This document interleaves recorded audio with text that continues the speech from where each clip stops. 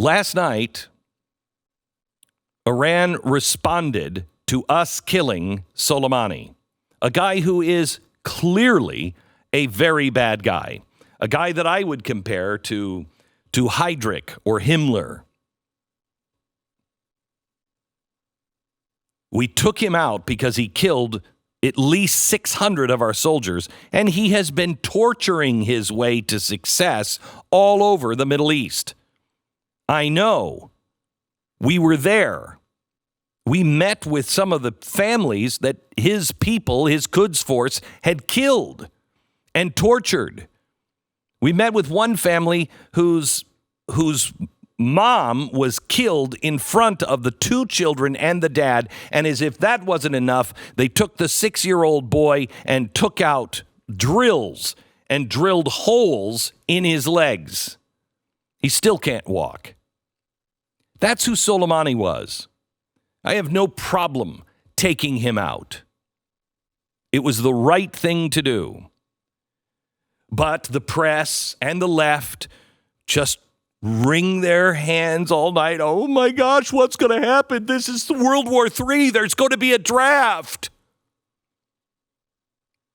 And I told you Monday, relax. There's not going to be a draft. This could turn into World War III, but I don't think so.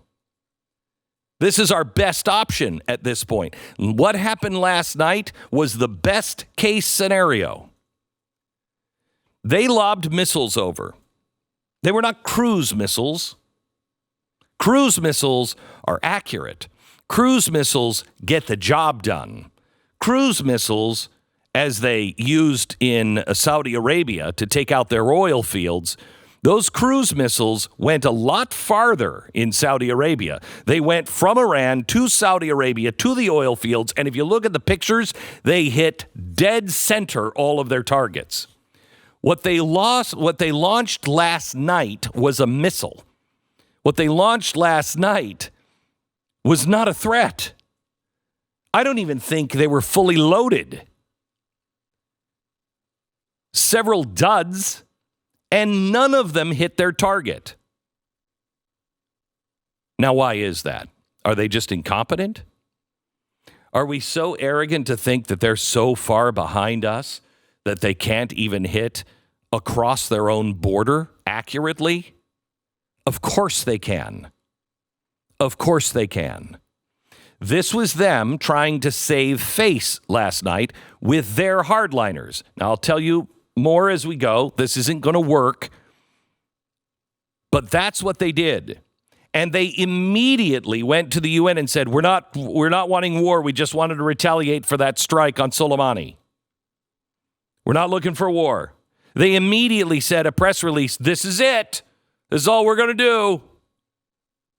That's signaling, we just need to save face, leave us alone. We're not going to kill any of your people.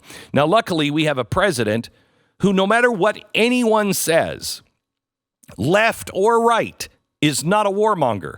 He's been against these wars his whole life. It's one thing that he really believes. And his doctrine, even though it's unspoken, is if you don't kill any of our guys, I'm not going to respond. They took down our drone. Many presidents would have responded. He didn't. Why would I respond? They didn't kill any of our people.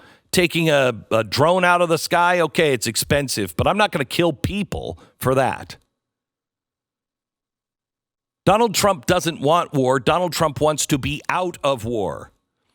Donald Trump is an American first. Like that or hate that, that's who he is. And it's exactly the right kind of guy to have in today and yesterday and last week. I don't know if you watched Fox News last night, but it was a horror show. If Donald Trump listens to the people on Fox News, if he listened to them last night, we would be in World War III today. But he didn't. They were calling for crazy, take out their oil fields, crazy stuff. The minute we heard that there were no casualties, go to bed. Go to bed.